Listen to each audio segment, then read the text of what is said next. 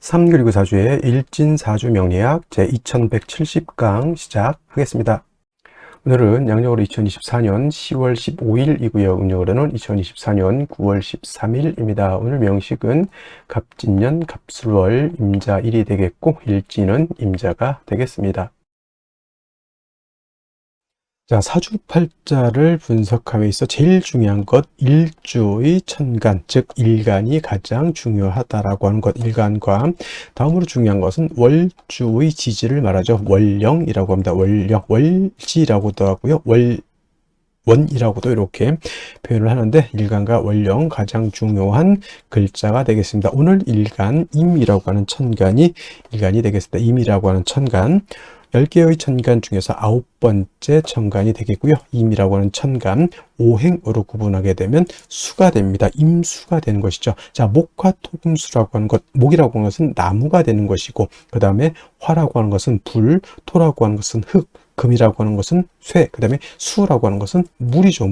물인데 눈으로 봤을 때는 현상학적으로 물상으로 봤을 때는 물로 보지만은 기운으로 봤을 때는 냉기죠. 냉기, 차가운 한기를 말하는데 좀 오싹하네. 이거는 금의 기운은 숙살 기운을 말하는 것이고 수가 말하는 냉기, 한기라고 하는 것은 유튜브 같은 데 이렇게 보게 되면 사람이 진짜 실질적으로 사는데 어느 정도 온도냐면 영하 72도에서도 사람이 살고 있는 곳이 있습니다. 이렇게 혹한의 차가운 기운을 갖다가 수라고 하고요. 천하를 다 얼게 만들어 버리는 그러한 기운이 바로 수의 기운이다라고 볼 수가 있습니다. 천간으로 수라고 하는 것, 이러한 기운, 임수, 계수가 수가 되는 것인데 계절로 봤을 때 이렇게 냉기, 한기가 강한 계절은 바로 겨울이 되는 것이죠. 천간으로는 임수, 계수가 겨울이라고 보면 지지로는 해월, 자월, 축월이라고 하는 북방이 바로 수가 왕한 수왕절이면서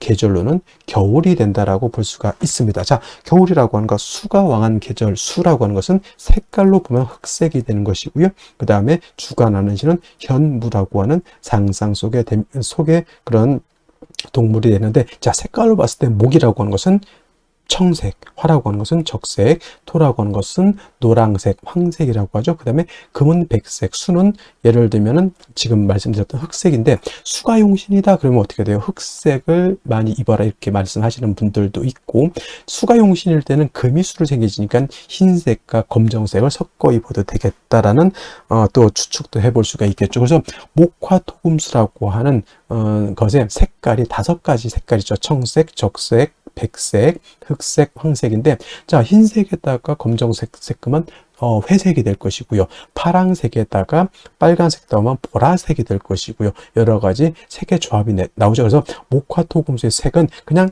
단일하게 5가지 색깔이 아니라 서로가 이렇게 섞이게 되면 무한한 색깔을 나타낼 수 있다. 그래서 색의 삼원색, 빛의 삼원색이 있듯이 그 3가지 색깔이 어떻게 조화를 이루느냐에 따라서 모든 색깔을 만들어낼 수 있듯이 여러분들 목화토금수 색깔 5가지밖에 없네요 이렇게 생각하시면은 조금 시야가 좀 좁으신 거고요. 목화토금수 색깔을 갖다가 여러 가지 다각도로 활용하시는 것도 하나의 방법이다 이렇게 보시면 좋겠습니다. 또 오상이라고 하는 인의 예지신으로 이렇게 봤을 때 목이라고 하는 것은 인자함, 인을 뜻한다라고 그랬고요.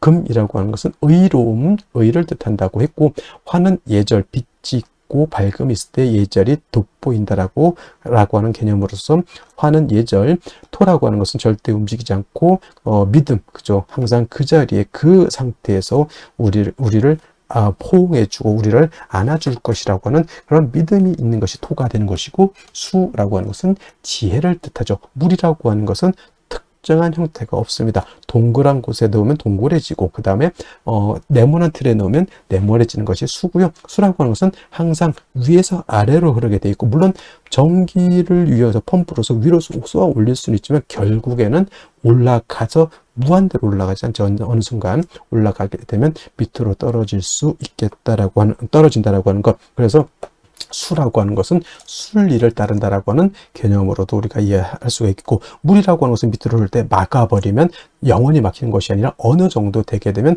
물이라고 하는 것은 좌회해서 갈 수도 있고 우회해서 갈 수도 있고 막아놓은 것을 넘어서 갈 수도 있다라고 하는 것. 그래서 목화 토금수 중에서 가장 큰 힘을 가지고 있는 것은 아마도 물이 아닐까. 물의 힘이라고 하는 것은 엄청납니다. 큰 건물을 갖다가 뒤틀리게 만들 수도 있는 것이고, 그 다음에 물난리, 댐이 한번 폭파돼서 물난리가 나면 진짜 남어날 거 없이 다 그렇게 휩쓸고 내려갈 수도 있고, 그 다음에 금광석을 자를 때 금광석이라고 하는 것이 굉장히 단단하잖아요. 금광석. 이거를 자르는 것이 바로 물로 자른다라고 하는 거. 물 가지고 쇠도 자를 수가 있겠고요. 못 자르는 것이 없다 이렇게 합니다. 그래서 물을 고압으로 틀게 되면은 엄청난 파괴력을 가지고 있는 것이 수라고 하는 것. 그래서 수라고 하는 것이 되게 물르고 그냥 뭐 강도가 없을 것 같지만 물이라고 하는 것은 그만큼 강한 힘을 가지고 있다. 그래서 임수일간들이 왕할 때는 대체적으로 사람이 잔잔해 보인다 하더라도 속에는 엄청난 힘과 파워를 가지고 있는 것이 또 수일간, 특히나 임수일간이 왕할 때는 그러한 특성을 가지고 있다라고 하는 것을 꼭 명심해 두시기 바랍니다. 또 이 수라고 하는 오행을 다시 두 가지로 구분해 볼 수가 있겠죠. 음과 양으로 구분해 볼 수가 있는데, 자, 음과 양으로 구분할 때 음양이라고 하는 것은 서로 대조되고 상대되는 것이지만은 누차에 걸쳐 강조하지만 음은 양이 없으면 존재할 수 없는 것이고요. 양은 또 음이 없으면 존재할 수 없습니다. 음이 여자라고 봤을 때 양은 남자죠. 여자는 남자 없이 존립할 수가 없겠고, 남자 역시 음이 없으면 존립할 수가 없습니다. 착함이 있어야 악함이 있는 것이고요. 악함이 있어야 선함이 돋보이는 것이다. 밤이 있어야 낮이 있는 것이고, 낮이 있어야 밤이 있는 것이다. 이렇게 생각하시면 되겠죠. 그래서 수라고 하는 것은 양수가 있고 음수가 있는데, 오늘 공부하게 되는 임수는 양수가 되는 것이고, 내일 공부하게 되는 음수인 어떤 수가 있습니까? 개수가 있죠. 개수는 같은 수라 하더라도 음의 기운을 가지고 있는 수가 되겠습니다. 그래서 같은 오행 수라 하더라도 개수는 음의 기운, 그 다음에 양수는 임수는 양의 기운을 가지고 있는데, 양수는 우리가 물상의 비유를 하게 되면 대해수라고 해서 바다라든가 강호수 같은 것에 우리가 비유를 많이 하죠. 물 중에서 가장 큰 물이 어떤 거예요? 바다죠. 그 다음에 강 또는 뭐 호수 같은 거. 호수, 외국에 있는 호수 중에는 우리나라 한반도 정도의 크기가 되는 호수도 있다고 합니다. 거의 뭐 수평선을 볼 수 있는 호수죠. 그런 경우 우리는 뭐 백운호수 뭐 이런 호수인데 돌 던지면 건너갈 것 같은 정도, 뭐 그 정도는 솔직히 우리 그 비유를 하자면 그 정도는 호수라기보다는 개수에 가깝죠. 개수. 임수라고 하는 개념, 그렇게 방대하고 큰 개념의 물이다라고 봤을 때 음수인 개수는 작은 물입니다. 우로수라고 하죠. 하늘에서 내리는 비라든가 이슬 같은 개념, 옹달샘 같은 개념으로도 볼 수가 있겠고, 사람이 먹을 수 있는 음용수 같은 개념, 그 다음에 하늘에 치성을 드릴 때 쓰는 정화수 같은 개념, 캐톨릭에서 뭐 할 때 쓰는 성수 같은 개념으로 볼 수가 있습니다. 그래서 개수라고 하는 것은 작고 맑고 깨끗한 물이다라고 봤을 때, 그렇다고 임수가 더럽냐? 그런 건 아니고요. 임수는 개수에 비해서 방대하고 큰 물이다라고 이렇게 봤을 때, 임수는 큰 물이기 때문에 그냥 잔잔했을 때는 상관이 없겠지만, 신왕하게 되면, 임수가 왕해지게 되면 어떤 성질? 충분지성이라고 해서 임수는 큰 물이 요동을 치게 되면 물이 범람할 우려가 있게 됩니다. 바다로 치면 쓰나미가 일거나 큰 해일이 일어서 엄청난 피해를 일으키는 것 같고, 강호수 같은 경우에는 물이 많아지게 되면 뚝을 무너뜨리고 범람하죠. 주변에 있는 뭐 밭이라든가 집이라든가 축사라든가 완전 쑥대의 밭을 만들어 버립니다. 그래서 임수라고 하는 것이 왕할 때는 이 충분하는 성질, 물이 범람하고자 하는 이러한 성질을 갖다가 쓰나미, 해일이 일어나는 이러한 엄청난 힘을 갖다가 조절시켜주는, 적절히 억제시켜주는 것이 필요하겠죠. 이것이 바로 뭐다? 무토라고 하는 것이 있어서 임수를 갖다가 제방해야 된다라고 이렇게 설명을 하는 겁니다. 제가 무토, 기토 설명할 때 무토는 어떤 토? 건토라고 했고요. 기토는 습토라고 해서 금을 생할 때, 토생금을 할 때는 습토인 기토라든가 지지로 진토라든가 술토 가지고 금을 생할 수 있지만, 임수라고 하는 큰 대해수를 갖다 제방할 때는 습토인 기토로는 임수를 제방할 수가 없다. 그래서 양토인 무토, 건토인 무토로서 제방해야 되는 것이고, 기토는 작은 습리, 물에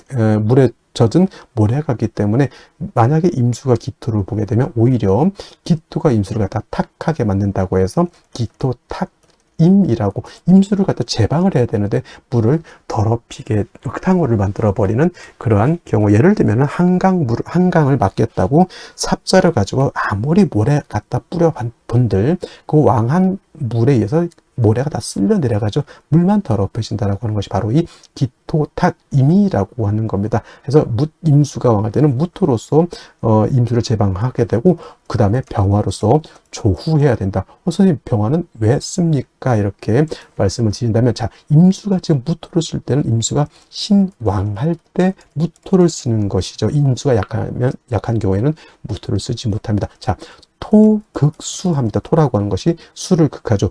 왕한 임수를 무토가 극한다라고 하는 개념은 극해서 파극해서 없앤다는 것이 아니라 제방해서 임수의 용도를 만들어준다. 쉽게 말하면 소양강 댐을 만들어서 댐이 무토가 되겠죠. 그 소양강이라고 하는 물을 가둬서 공업용수, 농업용수, 생활용수로 쓸 수 있게 만들어주는 것이 바로 이 무토인데, 임수가 왕할 때는 토극수하는 것이라 자칫 수다.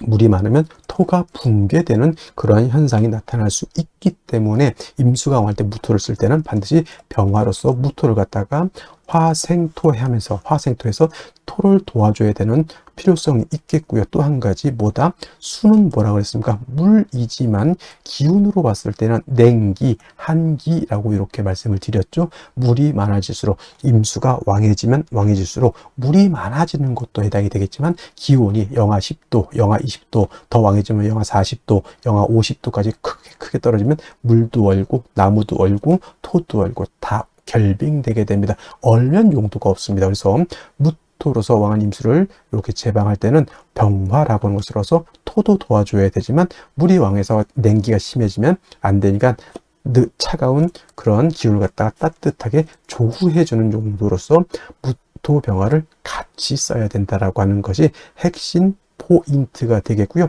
반대로 임수라고 하는 것이 아무리 대수라 하더라도 항상 왕할 수는 없죠. 임수일간이 예를 들어서 4월, 5월, 미월, 진술, 축월 같은 때 태어나거나 인월, 묘월 같은 때 이렇게 태어나게 되면 써드릴까요? 4, 5월, 그 다음에 진술, 축, 묘월은 토가 왕한 계절이니 진술, 축, 미월 같은 경우, 그 다음에 인월은 모광절, 묘월도 모광절, 인묘월 같은 데 태어났을 때는 임술간이 신약이 되죠. 이런 경우 자칫 무토를 쓰게 되면 극설교집이 되거나 해서 임수가 진짜 그때는 파극을 당해서 임수를 못 쓰게 되는 그러한 현상이 나타나기 때문에 이러한 경우에는 무토를 쓰는 것이 아니라 인성인 금으로서 금생수 해 주어서 임수의 근원, 수원을 마련해 주는 것이 필요하겠다. 그래서 임수는 왕하면 무토병을 쓰고 임수가 일간이 약하면 금을 쓴다 정도 이렇게 기억해 두시고, 나머지 글자들은 그때 필요에 의해서 쓸 수도 있고 안 쓸 수도 있지만은 임수는 왕하면 무토병, 약하면 금, 인성, 경우에 따라서는 경금을 쓰는 경우도 있고 경우에 따라서는 신금을 쓰는 경우도 있겠다. 그건 뭐에 따라서 달라진다? 월령, 월지에 따라서 차이가 있을 수 있다. 이렇게 기억해 두시면 되겠습니다. 자, 다음으로 월령에 대해서 살펴보도록 하겠습니다. 월령이라고도 하고요. 월지라고도 합니다. 월지. 다음으로 월원이라고 이렇게 표현하기도 하는데, 월령, 월지 정도 용어 기억해 두시면 되겠고요. 월원이라든가 또는 제강이라고도 이제 이 자리를 표현하는데, 이 월령, 월지, 월원, 제강이라고 하는 것은 다 똑같은 말인데 월주의 지지를 말한다라고 하는 것. 네 지지가 있죠. 연지가 있고 월지가 있고 그 다음에 일지가 있고 그 다음에 시지가 있는데, 제일 중요한 것, 네 지지 중에서 중요한 것은 바로 이 월령이 된다라고 하는 것. 왜 그럴까요? 계절의 개념을 가지고 있는 것이 네 지지 중에서 바로 이 월지가 해당이 되는 것이고, 이 계절이라고 하는 것은 우리가 쉽게 말하면 추나 추동을 말하죠. 봄, 여름, 가을, 겨울을 말하는 것인데, 이 월령, 월지 안에는 왕세와 한열의 개념을 가지고 있다. 왕세라고 하는 것은 왕상, 휴수, 포태법으로 이렇게 배우죠. 왕상, 휴수, 사까지 이렇게 표현을 하고요. 그 다음에 한열이라고 하는 것은 한난, 조습을 의미한다라고 해서, 이 왕세라고 하는 것, 어떤 오행이 왕하냐 약하냐, 특히나 일간이 왕하냐 약하냐가 굉장히 중요하겠고요. 그 다음에 한열, 한난, 조습이라고 하는 것은 사주가 뜨거운지 차가운지 건조한지 또는 습한지를 알아보는 것이 바로 이 원령을 통해서 우리가 알 수 있다. 그래서 이 원령이라고 하는 것은 일간 다음으로 중요한 그런 개념을 가지고 있는 그런 글자가 되는 것이다 라고 볼 수가 있겠고, 그 다음에 이 왕세라고 하는 것, 그 다음에 한열이라고 하는 것은 반드시 중화를 이루어야 된다. 중화라고 하는 것 것을 추상적으로 그냥 중화가 좋다. 물론 당연히 중화가 좋겠죠. 근데 무엇을 중화를 시키는지를 알아야 되는 겁니다. 그래서 명리학에서는 왕세와 한열이라고 하는 것을 중화시키는 것을 굉장히 중요하게 여긴다라고 하는 것이고, 그 다음에 지금 이제 술월이 되겠습니다. 원령으로는 술월이 되는 것이고, 그 다음에 이 술월이라고 하는 것은 절기로 봤을 때는 한로와 상강으로 이렇게 구분해 볼 수가 있다. 한로와 상강으로 이렇게 되어 있는데 중요한 것은 한로가 되어야지만 월이 어디에서 유월에서 지금 술월로 이렇게 전환이 된다라고 하는 것. 그리고 신유 술월이라고 하는 세 개의 계절이 월이 있는데, 신유술을 모두 계절로는 가을이 된다. 신월은 우리가 초추라고 설명을 했고요. 그 다음에 유월은 중추라고 설명을 했고, 지금 설명하는 술월은 이제 모추라고도 하고요. 그 다음에 개추라고도 하고 만추라고도 합니다. 쉽게 말하면 늦 가을이 되는 것이고, 바로 이 술월이 다음 계절로 넘어갈 때는 입동으로 넘어가면서부터 해자축월이라고 하는 겨울로 넘어가는 것이다라는, 그래서 이제 신유술을 제가 설명할 때 항상 환절기가 된다. 환절기. 그래서 술월 같은 경우에는 가을에서 어디로? 겨울로 넘어가는 환절기가 된다. 그래서 술월 같은 경우에는 그 지장간에 정화라고 하는 것도 들어가 있지만은, 술토를 어떤 분들이 정화가 들어가 있으니까 온토, 따뜻한 토로 이렇게 생각하는데, 술월의 틀은 겨울과 맞닿아 있는 그런 계절이기 때문에 기후 자체는 굉장히 차갑고, 또 한 가지 중요한 것, 건조하다. 차갑고 건조한 것이 이 술월의 특징이 되겠습니다. 그래서 술토가 영활해지기 위해서, 용도가 있기 위해서는 반드시 따뜻해져야 되고요. 그 다음에 물이 있어줘야 되는 것이죠. 그래서 술월 같은 경우는 기본적으로 어느 일간이냐를 일단 막론하고, 병화라고 하는 것과 개수라고 하는 것으로서 일단은 술월의 기후를 갖다가 병화로 따뜻하게 해줘야 되는 것이고, 그 다음에 술월의 건조한 그런 기후를 갖다가 수가 있게 되면은 술토를 갖다가 윤택하게 만들 수 있게 되는 것은, 선생님 정화는 안 되겠습니까? 정화도 공력이 없지 않아 있지만은 기후를 조후하는 데 있어서는 병화가 월등한 그런 공력을 갖게 되는 것이고, 그 다음에 수 중에서도 임수도 있습니다만은 토를 윤택하게 하고 하는 것에는 개수보다는 임수가 상당한 공력을 가지고 있다, 이렇게 보시면 되겠습니다. 자, 또 다음으로 술월 같은 경우는 토가 왕한 토왕절이죠. 원래는 신유, 술, 서방이라고 해서 원래는 금이 왕한 계절이지만은, 실질적으로 금이 왕한 계절은 요 신유월이 금이 가장 강하죠. 신월은 금의 뭐가 된다 그랬습니까? 금의 임관지가 돼서 왕한 것이고, 유는 금의 제왕지가 돼서 가장 금이 왕한 계절이라고 하면, 술월은 신유술 서방이 있기 때문에 금의 기운이 없지 않아 있지만은, 술월은 기본적으로 토가 왕한 계절이다. 그래서 술토라고 하는 것을 지장간을 이렇게 보게 되면은 어떻게 되어 있느냐, 신금이라고 하는 것이 들어가 있고요. 그 다음에 정화라고 하는 것도 들어가 있고, 그 다음에 본기 무토라고 하는 것이 들어가 있죠. 그래서 진술, 충미, 토라고 하는 4개의 토는 지장간에 다 3개씩 들어가 있는데, 이 지장간 안에 들어가 있는 글자를 모두 쓸 수가 있다. 모두 쓸 수 있다라고 하는 뜻은 뭐냐면, 격으로도 치용할 수가 있겠고, 또는 용신으로도 사용할 수가 있다. 그래서 술 중에 있는 신금을 용신으로 쓸 수 있고요. 술 중에 있는 정화도 용신으로 쓸 수가 있겠고,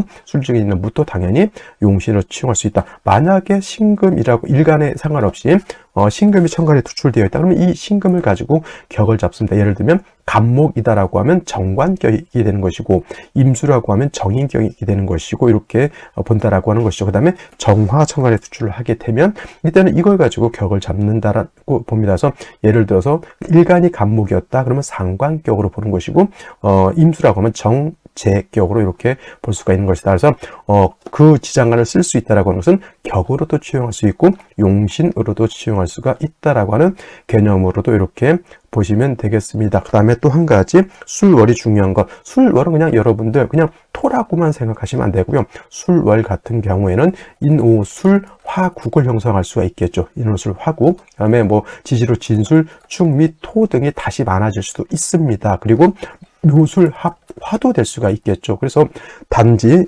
토만 왕한 것이다라는 생각을 버리시고요. 이것을 화국이 되면 술월이라고 하더라도 화가 왕한 기운을 띠게 되는 것이고, 토가 진술승묘월에 토가 다시 많게 되면 그야말로 토왕절에 토가 다시 토가 이제 왕해지는 것, 묘술화파도 될 수 있다라고 하는 것. 그다음에 또 한 가지 신유 술방합도 형성할 수 있다. 그래서 술월에 이 토가 왕하지만 뭐 예를 들어서 신금이 이렇게 지지신금이 이렇게 있다거나 또는 뭐 신유금이 또 있다던가 이렇게 하게 되면 금이 다시 왕해진다라고 하는 것. 그래서 진술중미월은 그냥 단순히 토가 왕하다 이렇게 보시지 말고요. 이 월령하고 타 지지가 어떻게 결합을 하느냐에 따라서 보다 금이 왕해질 수도 있고 수가 왕해질 수도 있고 토가 왕해질 수도 있고 목이 왕해질 수도 있다서 변화가 굉장히 많다. 여기까지 여러분들 생각해 두시면 되겠습니다. 자, 이러한 술월에 일간 임수가 태어나게 되면 사주를 어떻게 배합하는 것인가? 자, 일간 임수라고 하는 것은 양수라고 말씀을 드렸고 대수적 큰 물과 같다. 그래서 일간 임수가 왕하면 충분한 성질을 가지고 있기 때문에 무토로서 임수를 제방해야 된다라고 말씀을 드렸고, 임수 일간도 신약한 경우에는 금으로서 금생수에서 수의 근원을 마련해 주는 것이 필요하다라고 말씀을 드렸는데, 자, 월령이 술월이기 때문에 술월은 토가 왕한 계절이고요. 토가 굉장히 왕하죠. 제 아무리 임수라 하더라도 술월에 토가 왕하게 되면 토라고 하는 것은 임수를 제방을 넘어서 토극수에서 임수를 파극하게 되는 단계에 이를 수 있겠다. 제 아무리 임수가 신월에 장색 6월에 목욕지, 그 다음에 술월 같은 경우에는 수가 여기가 관대가 되거든요. 그러니까 임수 자체가 내적으로 신약한 것은 아니지만은 상대적으로 토가 너무 왕하다라고 볼 수가 있습니다. 그래서 이러한 경우에는 토가 다시 너무 많아지게 되면 일간 임수를 파극해서 임수를 갖다가 못 쓰게 만들 수 있으니 술월에 임수가 태어나게 되면 간목이라고 하는 식신을 얻어서 토를 갖다가 완전 토를 갖다 파극해서 없앤다라고 하는 개념이 아니라 토를 갖다가 억제한다 또는 적절하게 견제한다라고 하는 개념으로 생각하시면 돼요. 억제 견제한다라고 하는 것은 적을 갖다가 완전히 없애는 것이 아니라 그 정도까지만 너네는 그렇게 생활을 하고 있어, 그렇게까지 유지만 하고 있어 정도지 그거를 완전히 없애버리는 것은 아니죠. 그래서 술월의 임수라고 하는 것은 간목으로서 토가 너무 많아서 임수를 공격하지 않게까지만 관리 견제한다라고 생각하시면 되겠고요.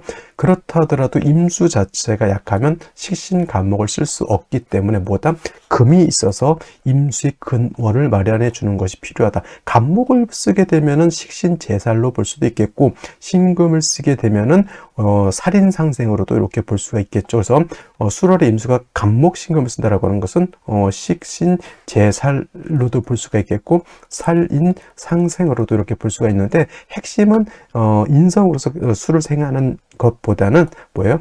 간목으로서 토를 갖다가 억제시켜주는 데에 핵심 포인트가 있다라고 생각하시면 되겠습니다. 이 간목을 쓰기 위해서 임수가 어느 정도 세력이 있어야 되기 때문에 그거를 마련해 주기 위해서, 그 힘을 만들기 위해서 이 신금을 갖다가 임수를 생하는 데 쓰는 것이고, 그래서 임수가 어느 정도 왕해져야지 식신 을 쓸 수가 있게 되는 것이죠. 그래서 식신 제사를 하든 상관 제사를 할 때, 제사를 할 때는 항상 일간이 뿌리가 있어서 신약하지 않아야지만 식신 제사할 때는 상관 제사를 할 수 있겠고, 일간이 약해서 식신 제사, 제사를 하지 못하는 경우에는 인성으로서 살인상한다라고 하는 것으로 이렇게 이해해 두시면 좋겠습니다. 그래서 여러분들 식신 제사, 상관 제사 똑같은 개념이 아니다. 식신 제사는 일간이 뿌리가 있을 때, 일간이 힘이 있을 때 적군을 갖다가 제하는 것이 바로 식신 제살이라고 하면, 살인상생은 일간이 약하고 살이 왕할 때는 내가 적군하고 싸우지 못하니까 그 적군을 갖다가 우리 편으로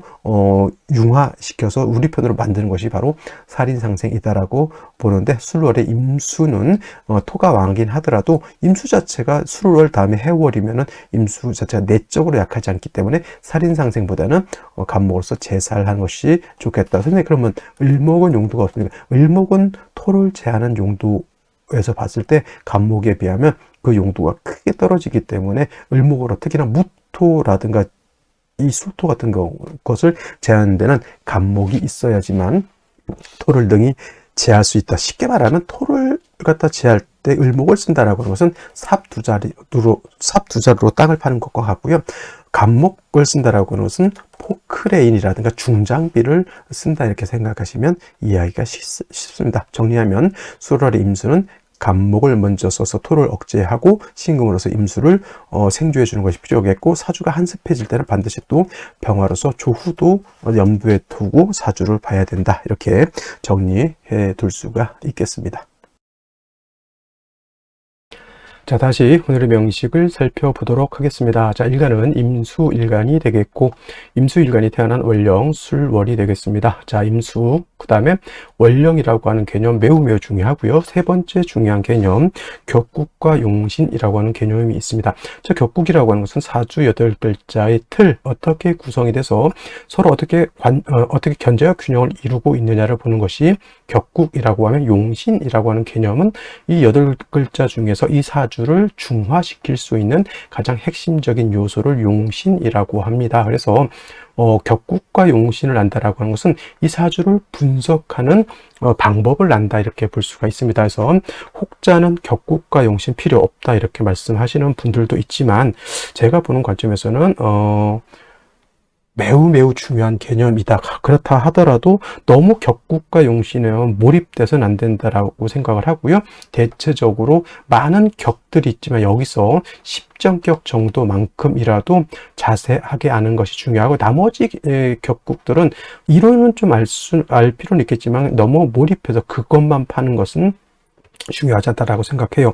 제가 경험에 의하면, 제 경험에 의하면 거의 80~90%는 거의 10정격 안에서 다 해결이 됩니다. 10정격 뭐가 있어요? 정관격, 평관격은 칠살격이라고 하고요. 그 다음에 정인격이 있고, 편인격이 있고, 식신격, 상관격, 그 다음에 정제격, 편제격, 그 다음에 양인격, 그 다음에 걸록격, 이 10가지가 있습니다. 그것만 잘 아셔도 80~90% 격국은 이해하는 걸로 이렇게 볼 수가 있겠다. 용신이라고 하는 것은 이제 조후에 관련된 개념도 있고, 조후라고 하는 거죠. 사주가 더우냐 추우냐에 관련된 것, 그 다음에 왕쇠에 관련된 것이 있습니다. 그래서 용신이라고 하는 개념을 알아야지만 대운, 나의 운로가 좋은 쪽으로 가는지 또는 안 좋은 쪽으로 가는지 이걸 알 수가 있게 되는 겁니다. 결국 격국과 용신이라고 하는 것도 역시나 일간과 월령이라고 하는 토대 위에서 살펴볼 수가 있는데, 일간 임수라고 하는 것은 양수가 되고요. 그 다음에 멸지에 있는 술토는 양토가 되겠습니다. 양토. 그래서 양대 양의 관계, 양수가 양토를 갖죠. 토라고 하는 것은 술을 극하고자 하는 토극수. 월지에 있는 술토가 일간인 나를 극한다라고 해서 극아자라고 하고요. 나를 극하는 것은 관성이라고 씁니다. 참고로 나를 극하는 것이 아니라 내가 극하는 것이 있죠. 이건 아극자라고 했고요.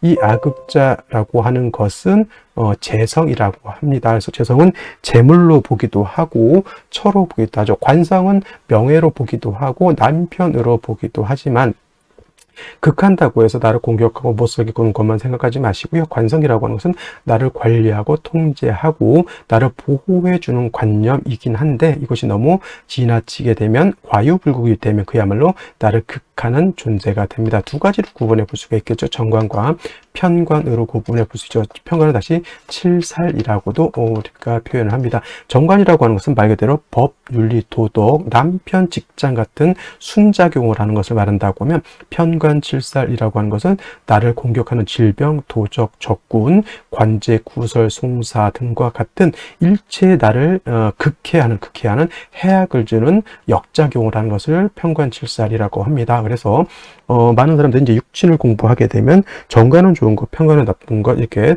싹둑 잘라서 이제 흑백 논리를 보시는 분들이 있는데, 그렇지 않고요. 이것도 일간에 따라서 정관을 필요로 하는 일간, 그다음에 칠살을 좋아하는 일간이 있습니다. 특히나 임수, 오늘 같은 경우, 임수 같은 경우, 양수는 칠살의 무토를 좋아하고요.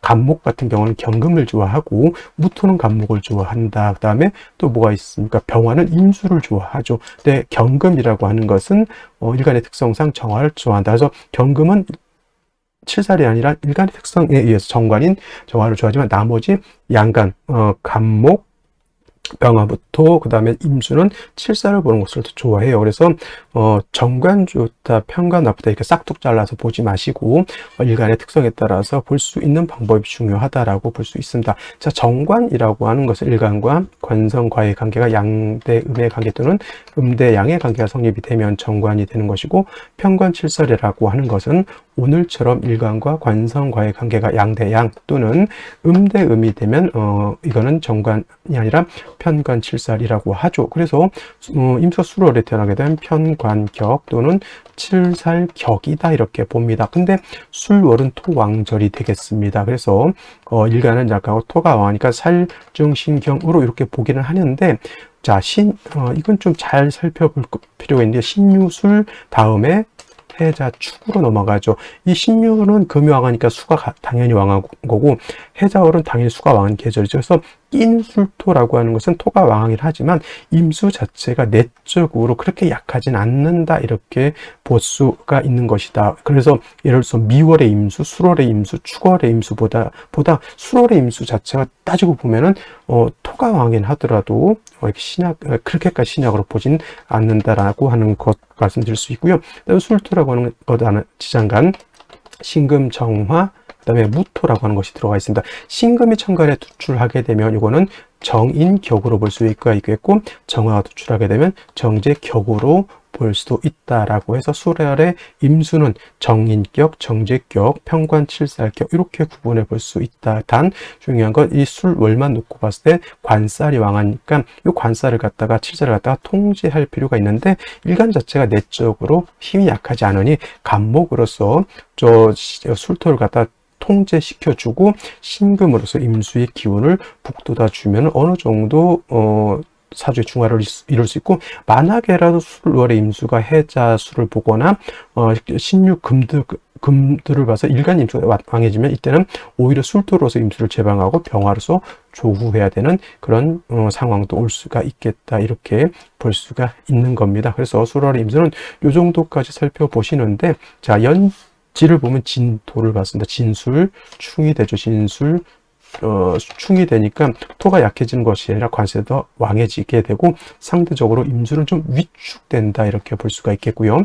월간의 간목도 연간의 간목이 또 있습니다. 이거는 두 식신인 간목이 토를 갖다 억제시켜주는 것을 보는데, 술월은 목은 약하고 토가 왕하기 때문에 별도로 간목에 대한 뿌리를 얻지 못한다고 하면 이건 오히려 토다 목절이 될 수가 있겠다라고 볼 수가 있겠고, 일지의 자수를 얻어서 이거는 임수 자체가 약하지 않습니다. 그래서 생시에 따라서 어떤 생시가 오느냐에 따라서 토를 용신으로 쓸 수도 있겠고, 어떤 생시가 오느냐에 따라서 목을 용신으로 쓸 수도 있겠다라고 하는 차이점이 있게 됩니다. 이거는 생시를 보면서 설명드리도록 하겠습니다. 자, 생시 보도록 하겠습니다. 제일 먼저 경자시를 보도록 하죠. 자, 진술충이 돼서 토가 왕해져 있습니다. 간목 두 개가 있겠지만은 진술충이 되게 되면 간목에 뿌리가 없기 때문에 자칫 토다 목절이 될 수 있겠다라고 했는데, 자시가 되면 양인 두 개를 얻었기 때문에 임수가 약하지 않죠. 오히려 신강사주가 되어 있고, 술의 뿌리를 둔 경금이 천간에 투출되어 있어 임수를 생하게 되기 때문에 임수 자체는 약하지 않죠. 오히려 이런 경우에는 토로서 임수를 제방하고, 화가 있다면 화로서 이 토를 갖다가 뭐 해줘야 되죠? 도와주고 조우를 해야 되는데, 원국에 화가 없다라고 하는 술중정화는 날라가 버리지, 술충으로. 그러면 오히려 화가 있어 주어야지만 이 사주는 발전할 수 있겠다. 그러면 화운, 목화운으로 가되, 목운보다는 원국에 화가 부족하기 때문에 목은 있기 때문에 화운이 아마도 가장 좋은 그런 운이 아닐까라는 생각이 들고요. 신해시도 마찬가지예요. 신금이라고 하는 것이 또 일간 생해주죠. 양인은 아니라 하더라도 또 걸록을 얻어서 해자의 뿌리로서, 그러면 임수는 어떤 성질을 나타낸다?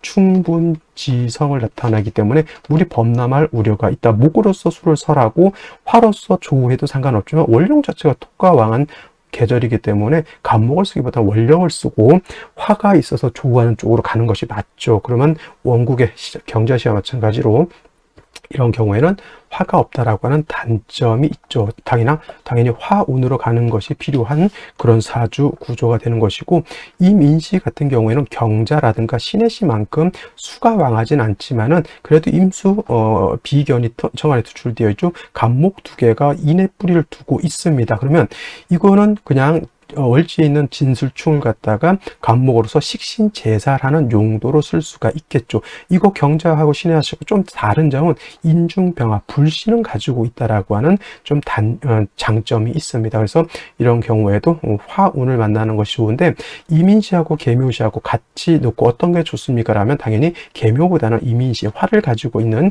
계묘시가 이민시가 좀 더 좋은 것으로 보고요. 갑진시 같은 경우는 그냥 목만 세 개죠. 토가 있고요. 이거는 이제 토목교봉이라고 해서 토를 갖다가 목하고 서로 싸우는 개념이기 때문에 이거는 이제 화가 있어줘야 됩니다. 화가 있어서 수생목, 목생화, 화생토에서 통관을 용신으로 서로 화해하는 용신을 써야 되죠. 운은 화운으로 가는 것이 가장 합리적이다. 그러니까 봐봐요. 경자, 뭐 신축도 거의 그래 보이고요. 그 다음에 신의시 마찬가지고 갑진시도 마찬가지 자진합수가 되는 거니까 화운으로 가야지만 될 것이다 라는 생각이 듭니다. 을사시는 화를 보긴 했습니다. 그럼 이런 경우에는 좀 토를 용신으로 쓰고 화로서 조후하고 토를 이렇게 보자 하는 것으로 볼 것이 아니면 그냥 진술충이 돼서 토가 왕하니까 간목으로 요 토를 제하고 조후하는 용신을 쓸 것이냐, 이게 이제 관건이 되는데, 저 같으면 토가 원령 자체가 있기 때문에 간목으로서 식신제살하는 쪽으로 보고 우는 조후하는 쪽으로 가는 것이 바람직하다라는 생각이 듭니다. 병호시가 좀 좋은 생시여야 되는데 오늘만큼은 좀 좋지 못한 게 좌우충이 되기 때문에 이거는 오늘 날짜 중에서는 선택하기가 좀 어려운 생시라고 보여지고요. 그 다음에 무신시가 있습니다. 무신시. 이렇게 되게 되면 신자 합의되죠. 일간 튼튼합니다. 진술 중에 무토투출하면 칠살도 왕하죠. 간목 두 개가 이건 식신제사라는 구조가 맞습니다. 이거 틀은 나쁘지 않아요. 근데 뭐가 문제다? 역시나 화가 없는 것이 문제다. 이거는 이제 목화운 가서 조우만 하면 틀은 갖출 수 있는 사주라고 볼 수가 있겠습니다. 그래서 오늘은 여기까지 설명드리도록 하겠고요. 저는 내일 또 찾아뵙도록 하겠습니다. 감사합니다.